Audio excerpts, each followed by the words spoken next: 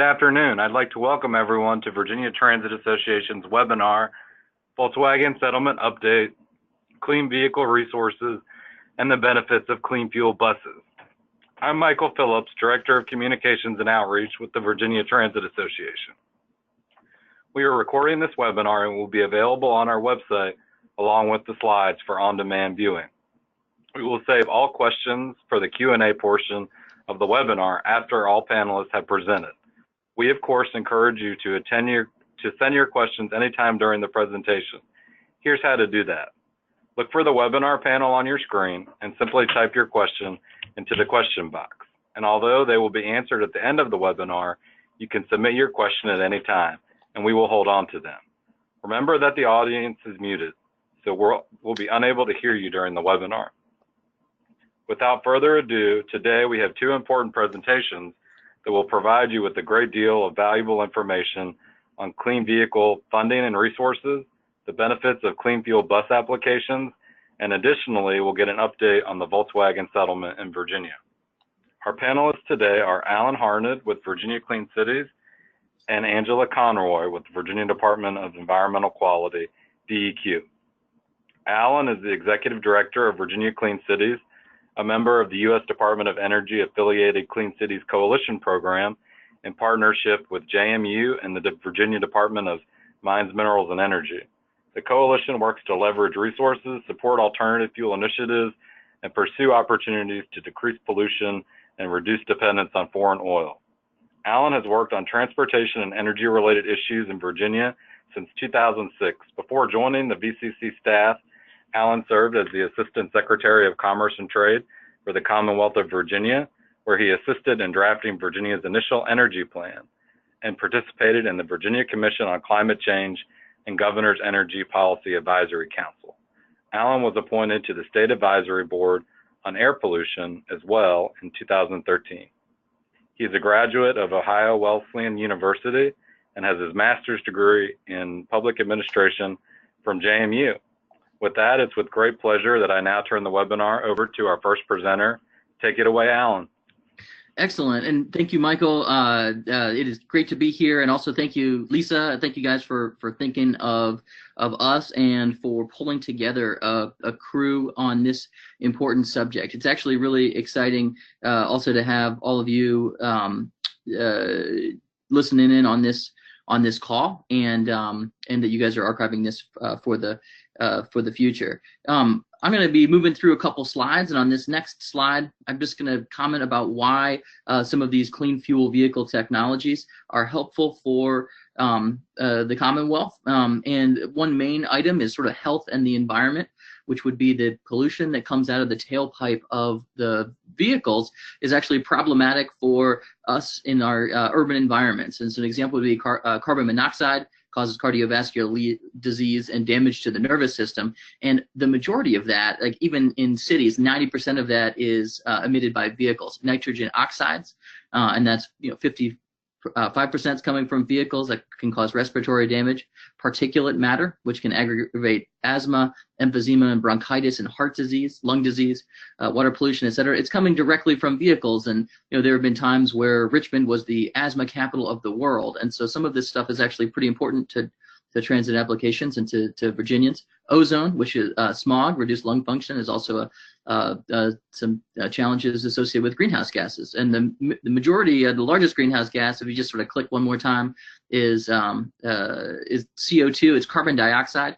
So there's just sort of a note about the importance of that. And on the next slide, just as far as carbon dioxide is concerned, this slide is built in to help everybody go full screen on their computer so that they can see the text, which is to say that if you look at the categories of energy use in Virginia: transportation, electricity, industrial, residential, and consumer, and fossil fuel consumption, the majority of our carbon dioxide, really every year, but definitely now is coming from transportation. So it's sort of looking at transportation, it is a leading cause of greenhouse gases. And the other item I would just mention is that we all together, as Virginians, we spend more than $30 million every day on imported oil, on oil that we do not produce because we produce nearly no oil in Virginia, on oil that we don't produce in Virginia. So that's a large economic opportunity that is leaving the state. So next slide. The Virginia Clean Cities program works with DMME and a number of other partners. But the comment is that we work on a technology portfolio, such as alternative fuels, so non-petroleum fuels and vehicles, biodiesel, ethanol, hydrogen, electricity, propane, and natural gas, as well as advanced technology vehicles like hybrid electric vehicles and plug-in hybrids, driver choices that increase fuel economy, and idle reduction. So there's a range of technological options that can reduce our dependence on imported oil and reduce our greenhouse gases. And so we've got just some general metrics here, but the idea is that a lot of organizations in Virginia, from transit to individual consumers to for-profit businesses, are looking to review the costs of their fuel and the potential benefits, which in this case can be saving money as well as reducing emissions with a little bit of planning. And that's very much possible, especially with the heavy-duty alternative fuel vehicles, the heavy-duty vehicle technologies. So I'm going to roll through a couple of these technologies, and then what I just want to remind everybody to do is to sort of think about any questions that you've got and type in questions. Anybody that's arriving a little bit late, be sure to type in questions to the question message box, and we'll be getting through things in just a little bit. So on the next slide, the first clean fuel that I'm going to chat about is natural gas. And so in Virginia, there's nearly 2,000 vehicles, and there's 28 fueling stations. A number of those are public. Natural gas is a fleet that is embraced by several, a fuel that is embraced by several transit fleets in Virginia. And it's an opportunity for these vehicles, buses, full-size buses, to run on compressed, in most cases, or it could run on liquid, which would be a cryogenically frozen natural gas in a tank. It has also a potential for renewable natural gas projects, which would be to take landfill gas or wastewater gas and to reprocess that into a low-cost transportation fuel. That's a really significant chance to reduce emissions and to have a solid impact. Virginia produces about more than 1 billion gallon equivalents of natural gas. So we have a large amount of natural gas that is used in a variety of applications, in addition to what we could be producing from our landfills. But facilities upgrades may be necessary. So the idea with natural gas is that if there is a spill in the fuel system, it will spill up. And so to work on the vehicles inside, it is suggested to have a modern, capable facility. A couple examples of some Virginia facilities using natural gas would be Arlington Rapid Transit, ART, GRTC, Greater Richmond Transit Company in Richmond has 70, Greater Richmond Transit has 73 natural gas vehicles, and they have their own incredible fueling station. We will be doing a training at GRTC in just a few months. And WMATA, WMATA has more than 460 natural gas vehicles in the DC area. In addition to the traditional transit applications for natural gas, there's some airport transit operators. So MWA in Northern Virginia and Arlington and Richmond Airport are both using natural gas vehicles in and around the airport as an air quality opportunity. And it's sort of tucked up in the upper left-hand corner, but it is possible. The fleet price for natural gas that is published on our current alternative fuel price report for fleets is actually 58 cents a gallon for the South Atlantic region. So it's really possible for the cost of natural gas to be a very low cost fuel for fleets. And I could certainly answer some more of those questions. Obviously, GRTC, WMATA, and ART are some good good contacts. On the next slide, I'm going to talk about another fuel, which is that electric-powered vehicles are here. It's a chance also, if it's finding off-peak power, for electricity to be 40 cents per gallon equivalent, and so that's the same amount of energy that you would need to move, to move the same distance if you were operating a diesel bus. So electricity is low cost. It has an opportunity at the municipal and utility scale to be renewable.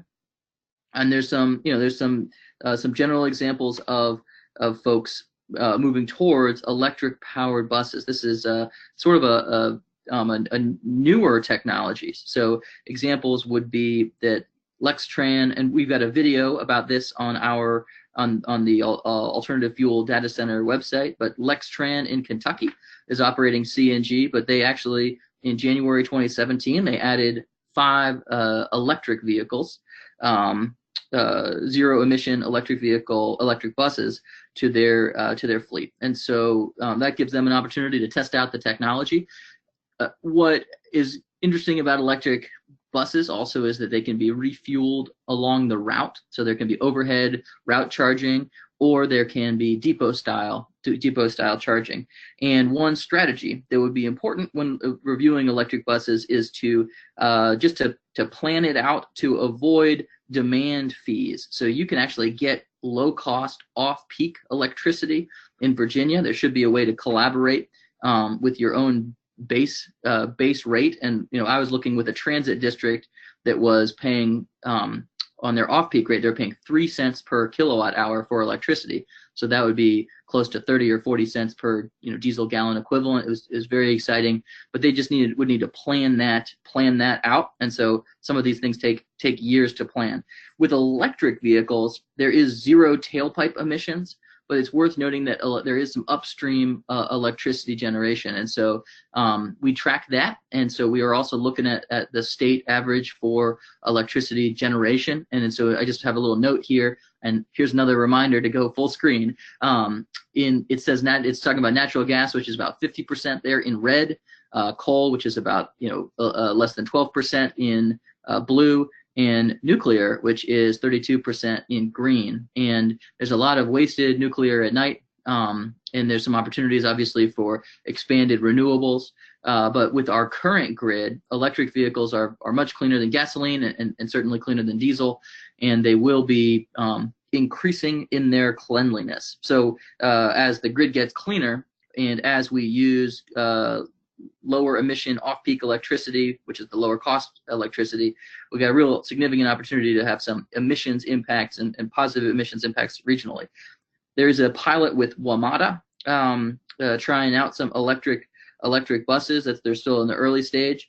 Clemson Area Transit in California has deployed 10 electric buses, and I got a chance to visit with the Stark Area Transit Association, or Regional Transit Association in Ohio, and they're operating hydrogen buses. So hydrogen buses basically operate on the same technologies as the electric motors, but they do store compressed hydrogen from a fueling station. So hydrogen is certainly also a zero emission fuel to look at, and that we can get into more detail as time goes on. On the next slide, I'm going to talk about another fuel. This is in use at a number of transit districts. San Diego Metro and Delaware Transit are using kind of some shuttle size applications for transit propane powered vehicles. So, and propane is a alternative fuel that's of low cost. Kind of in the region, it's $1.63 a gallon at the fleet level, but a lot of times that also includes the propane company offering or installing free infrastructure as well for the refueling of the vehicles. There are there are a number of stations and less than 1,000 vehicles operating in Virginia, but these vehicles run on propane injected into the engine. The tanks are higher capacity than your home grill, but it is the same. It's the same fuel as a barbecue grill, so it's a domestic resource, and it's less carbon monoxide and less CO2. And there's some opportunities with some emerging technologies for near zero emissions propane, as well as for renewable propane. So depending on your goals, there's some exciting opportunities ahead with propane powered vehicles. Delaware Transit is using it in kind of the region, and they are getting their propane for less than 80 cents per gallon. And so that's an opportunity to have a low cost transportation fuel and get where you need to go with a portion of your vehicles, greening a portion of that fleet. The next slide, I'm going to just chat about biodiesel. So all the transit fleets that are operating diesel could run some blends of diesel, and what you want to do is to recognize that this is a renewable fuel produced by processing vegetable and animal fats into a commodity that is regulated much like diesel, and it has very similar properties to diesel fuel. It's often blended at diesel fuel, so you may have 5% blends to 20% blends of biodiesel, and so a 5% blend of biodiesel would have 95% diesel and 5% biodiesel mixed into that transportation fuel. It works practically with any diesel engine with little or no modification, and many of the modern engines have a warranty, so your manufacturers may have already warranted your engine to operate directly on biodiesel blends of B5 to 20%, and so it's certainly an opportunity. There are active producers in Virginia making around 2 million gallons of biodiesel each year, and then there's other producers nationally and regionally, and there's also some additionally emerging renewable diesel technologies called renewable diesel, and that will be coming to the East Coast. It is certainly possible to get biodiesel for a lower cost than diesel, and so as with each of these, a planning process that allows you to talk to vendors and get back a range of RFP responses can help you communicate. It may be the case that your diesel, the vendor who's selling you diesel, is not going to be able to sell you these other fuels at the right cost. So you may need to have a separate fuel contract to seek some of that detail. But new diesel vehicles, as everybody knows, they're just wildly better for air quality and for emissions than older, 2007 and older diesels. And just sliding into the next slide, I'm excited to say that there are resources. So we're going to talk about the Volkswagen settlement with the next speaker.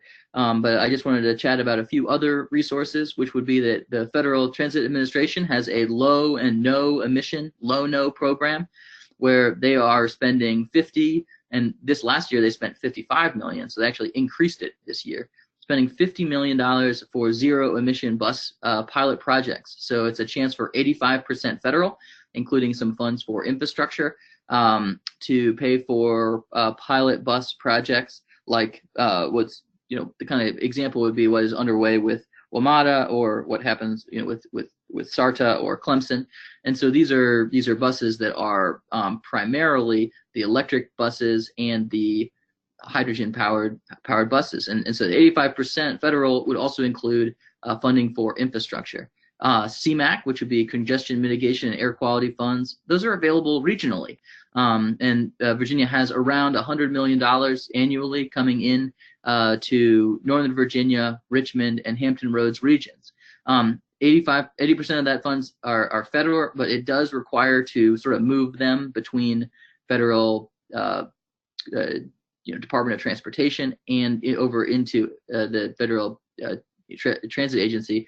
But an example of some successful projects would be helping Greater Richmond Transit with their and Richmond Regional Airport with their natural gas buses and infrastructure. So some of that was done through CMAQ, and it's a chance to sort of get your planning done, because CMAQ funds are really pre-programmed, and so getting out to it may be 6 years before the funding arrives if you're awarded. So this is a good kind of a distant future plan. EPA Clean Diesel is an opportunity for diesel vehicle replacements, and there's $9 million in the U.S. offered for that annually. as well as in Virginia, you can do performance contracting at the local government and other levels of government, which would allow you to pay for improvements in infrastructure and in vehicles with fuel savings possible through the technologies, and a number of other funding opportunities may be available. So I just wanted to share these opportunities. It's good to know your fuel costs and to be patient, as you may have to look up your energy costs for electricity, or what the natural gas costs might be very different than what you're paying for heat. So just being sure to be patient and to ask all those questions, and then to think also about your maintenance costs, because as you're writing these transition programs, it may very well be the case that these cleaner fuels require less maintenance, or have some maintenance savings opportunities that you can factor in. On the next slide, just to mention that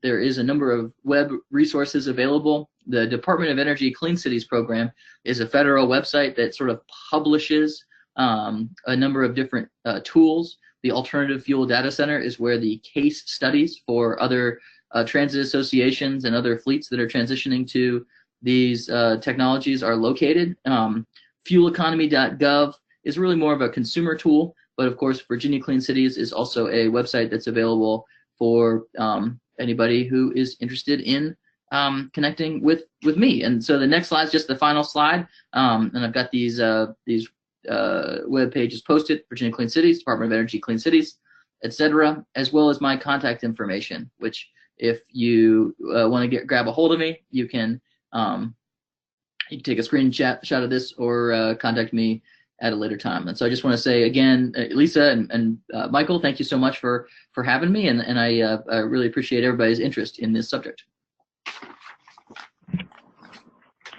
Thank you, Alan. It was great to learn more about clean fuel resources for transit systems and the benefits of clean fuel applications. We also appreciated learning more about the success stories of some of our transit partners like GRTC and WMATA. So thank you for that. Next, I'd like to introduce Angela Conroy, Senior Environmental Quality Planner for the Virginia Department of Environmental Quality. Angela manages the Volkswagen Environmental Mitigation Trust efforts for DEQ. She also leads DEQ's greenhouse gas planning efforts, including Executive Directive 11, reducing carbon dioxide emissions from electric power facilities and growing Virginia's clean energy economy. Angela has 20 years of experience in environmental program and project management for federal government agencies, including the EPA, DOE, DOD, Department of Interior, Department of Veterans Affairs, and the Massachusetts Department of Health. She has an extensive background in renewable energy. Angela has a BS in environmental science from Ferrum College, an MBA and MS in environmental management from the University of Maryland, and graduate studies in urban and regional planning at Virginia Tech. She is also a certified sustainable development professional through the Association of Engineers. With that, take it away, Angela.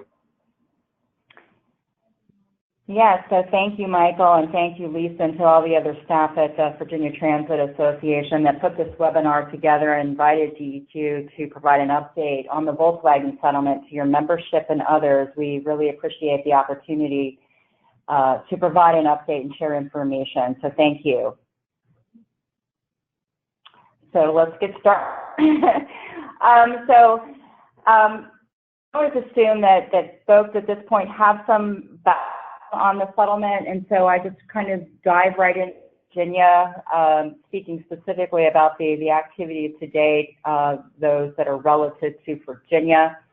A lot of you that are probably sitting on this call have heard some of this information before, so we'll kind of keep it brief and provide an update, which is updates on information was the most important thing that probably folks that want to hear, and leave a lot of time for questions. So as most folks know, Virginia's allocation under this settlement is approximately $93.6 million. That allocation is based on the number of offending 2.03 vehicles that were sold and registered in Virginia.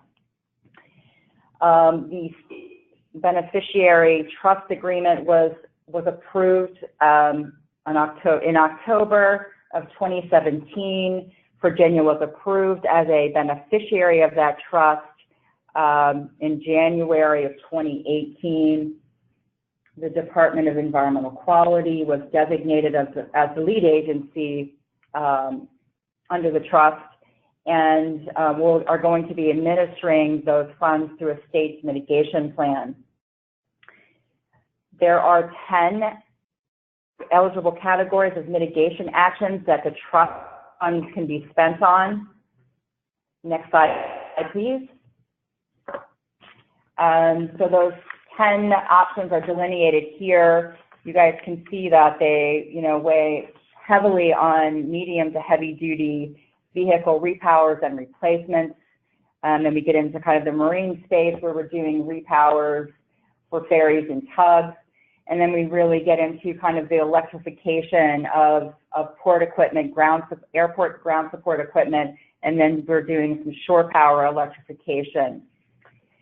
The mitigation actions, eligible mitigation actions, also allow a state to use up to 15% of its allocation on light-duty zero-emission supply equipment. That's the electric vehicle charging and fuel cell vehicle supply equipment.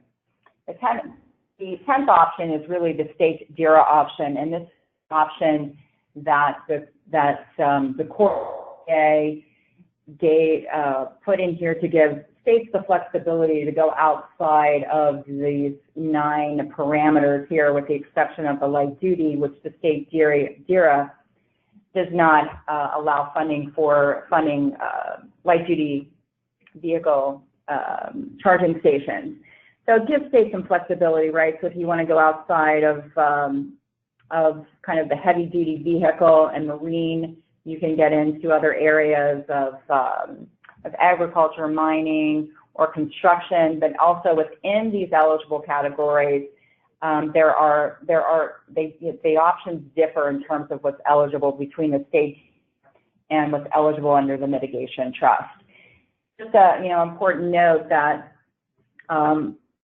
with the exception of all electric options where mitigation funds can be used to pay for the charging infrastructure, the funds cannot be spent on any other type of fueling infrastructure. Next slide, please. So Virginia developed their proposed mitigation plan through an interagency process. We followed a data-driven approach to target those high emission sectors. The primary goal of our plan, obviously, is to reduce NOx emissions and improve our air quality in Virginia. And we're going to, we do that for, again, looking at targeting high emission sectors and whatever we can to expedite the deployment of zero emission vehicles. Right now, our proposed plan includes all 10 options, including the commitment to use up to 15%, the max allowed on electric vehicle charging infrastructure. We had a public process comment period in 2016. We received over 150 comments. The DEQ has continued to receive comments, and we later released a request for information seeking project ideas. That was a request for information only for project ideas. It was not a solicitation for projects. That request was made in order to better inform DEQ on where the money, the mitigation trust funds, should be spent. We received over 39 project ideas totaling almost $600 million. Again, as we said in the beginning, Virginia's allocation is 93.6, and so there's a lot of interest in this money, and we fully expect that it to be oversubscribed. We continue, as I said, to receive comments, and we continue to actually get project ideas in, and our state mitigation plan has not yet been finalized. Next slide, please.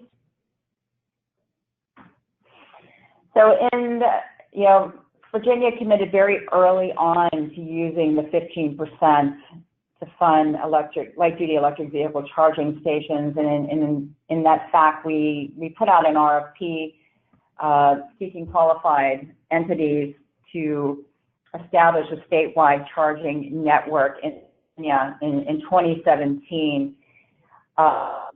The primary goal of that charging infrastructure is to reduce NOx and CO2 and other pollutants, improving air quality in Virginia. And we're really doing that, so the network helps us accelerate the adoption of EVs and advanced transportation electrification by converting passenger miles from internal combustion engines to electric. 15% of the funds amounts to approximately $14 million, and it's going to be used to spend up to 80% of the cost necessary for the acquisition and the installation of the electric vehicle charging. So the details really are in the RFP, so I would recommend, if anybody is really interested in a deep dive into the requirements and the details of that RFP, to take a look at the RFP. It is on the DEQ's website. So breaking news is that so the governor will announce the outcome of the RFP process sometime next week. It's my understanding from the Deputy Secretary of Commerce and Trade that invitations are going to be sent out through there's a list that they've been keeping for all the folks that have been attending all of the Virginia Energy Management Plan stakeholder groups, and there's other means to get out invitations, but those invitations will be coming out via the Secretary of Commerce and Trade's office. So stay tuned and tune for next week for the announcement on the outcome of that RFP process. So, the next steps for Virginia DEQ is to work to finalize that plan. That work ongoing since the moment we published the proposed plan. So, and then to develop some competitive processes and some timelines for the distribution of the remaining 85% of the mitigation trust. So to keep on top of what's going on, again, I suggest that you continue to frequent Virginia's DEQ's webpage, the dedicated Volkswagen page. You can see there on the page the instructions for signing up to get on Virginia's activities related to the mitigation trust. That's all I have at this point. So thanks again to the Virginia Transit Association for inviting us to give an update. Thanks so much, Angela. We really appreciate the valuable update on Virginia efforts, and thanks for all your good work on the Volkswagen settlement. And we don't currently have any questions, so we'll give folks maybe just 30 seconds. If you have a question, go ahead and type it into the question box for Angela or Alan regarding clean fuel resources or the Volkswagen settlement. So we'll just give folks maybe 30 more seconds to type into the question box your question. So if anyone has anything they'd like to get some clarification on, now is the time to let us know.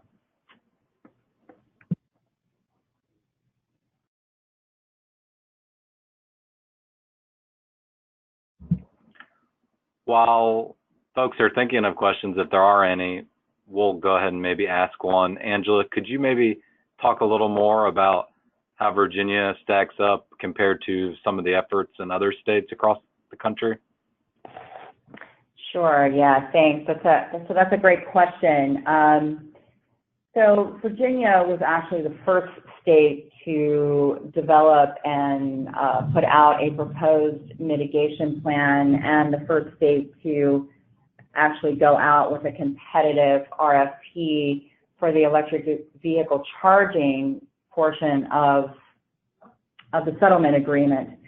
It's our knowledge is we're still the only state out there with a competitive RFP process for a large-scale deployment using Volkswagen settlement funds under Appendix D, a deployment similar to the efforts that Electrify America, the subsidiary of Volkswagen, is deploying their nationwide infrastructure plan according to Appendix C of the mitigation trust agreements.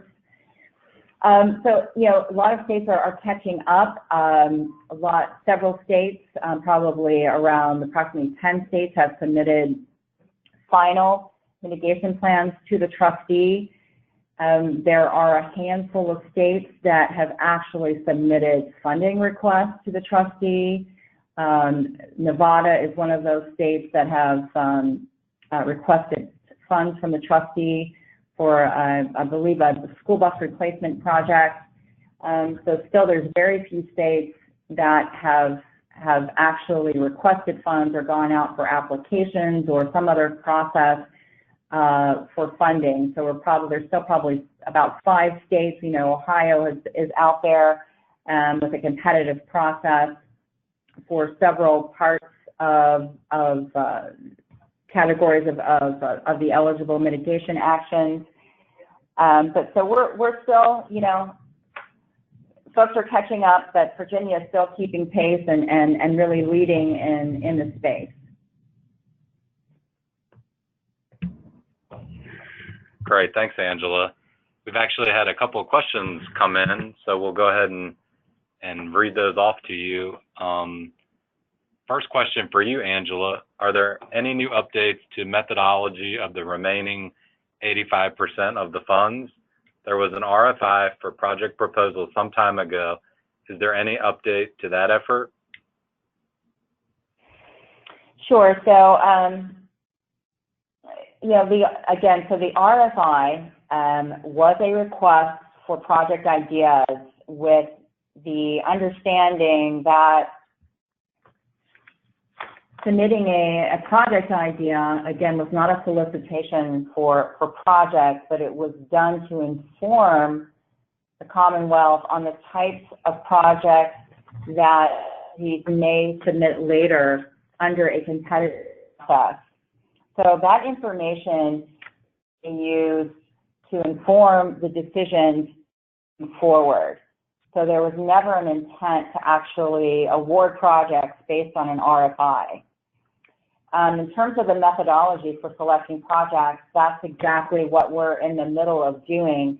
And so methodology may vary based on the category or categories that eventually we issue some type of a competitive process for. So I just, I know that I just caught, you know, folks be patient. We're working diligently and on this issue every day to finalize our plan and to come up with the methodology for selecting projects moving forward. Again, it will vary based on the categories that we're actually going to be accepting applications for in the future. Great, thanks, Angela. And Next you know, so I'm sorry. So, Michael, let me just add on to that. So, if there are ideas or comments around methodology, which we also have asked for, particularly for comments on methodology, project selection, please to the Virginia Department of Environmental Quality. You can call me on the phone. You can submit those to our Volkswagen mitigation email address. But we definitely welcome that type of input. Great, thanks, Angela. Next question and comment. Great speakers for today's call, exclamation point. Just one thing. When does Angela project that Virginia will complete its mitigation plan? Does our governor's office intend to spend it all during this administration? So again, great questions, and you know, all I can say is that we are working very hard to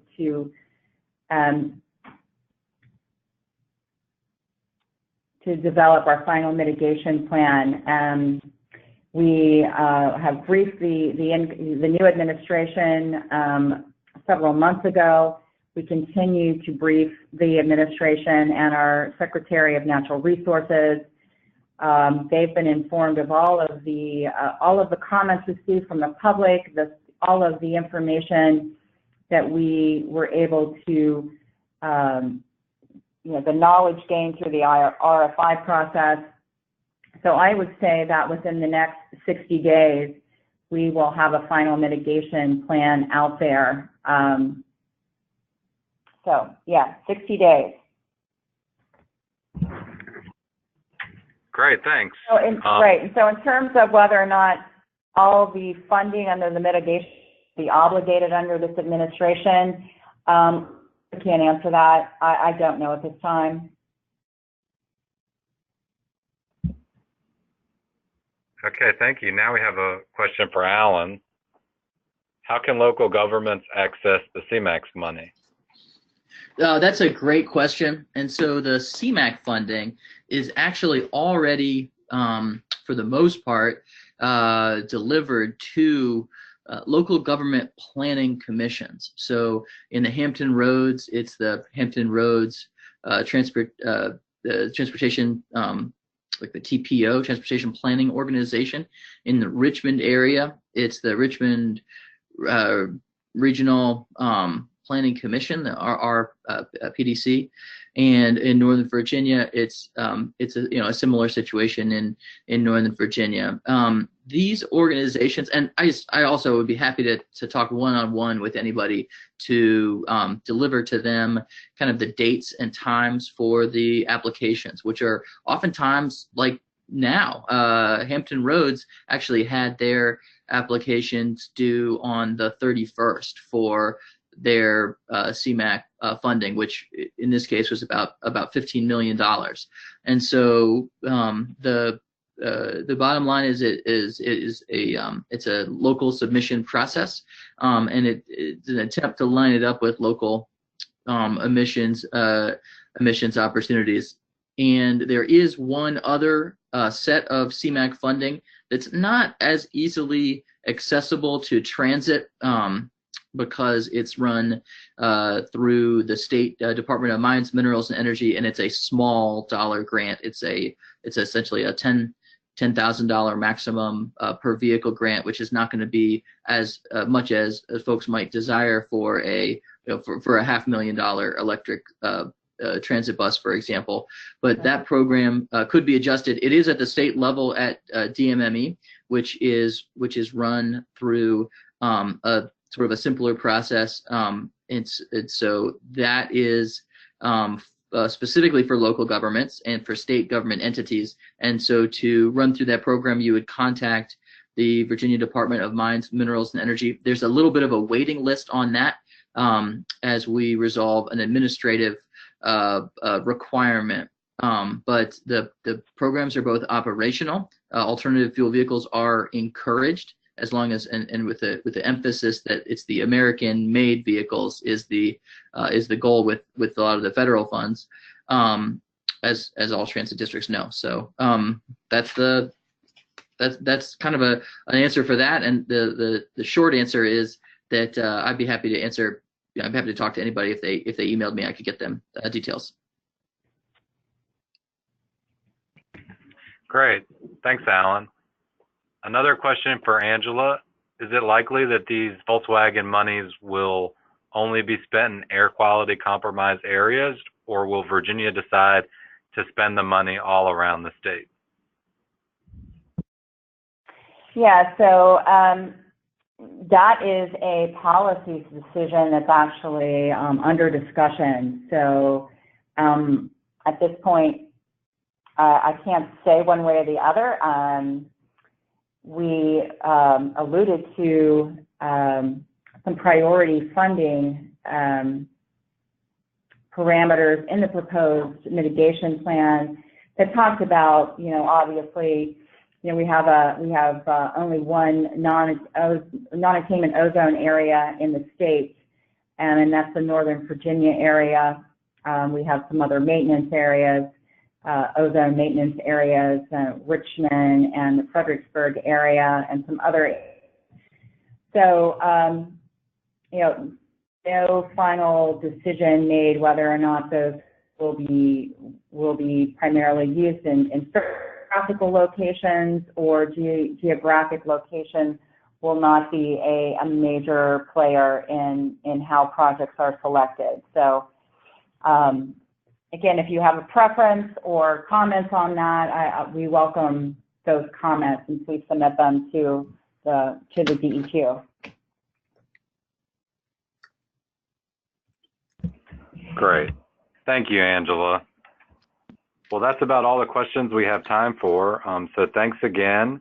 And again, if you'd like to contact VTA or either of our speakers, they provided their contact info in their presentation. So feel free to reach out to anyone as a follow-up. And just a final note that webinars like this are an example of one of the benefits associated with being a member in VTA. We would like to remind you all that our new membership year began in July, and we are currently accepting applications for membership. Please visit our website, vatransit.com, where you'll find helpful presentations like this one, or reach out to me directly for more details on membership. It was great to have you all on board with our transit efforts in Virginia. This concludes today's webinar. Thank you again for joining us today. Thanks to our speakers, and have a nice afternoon. Thank you. Thank you.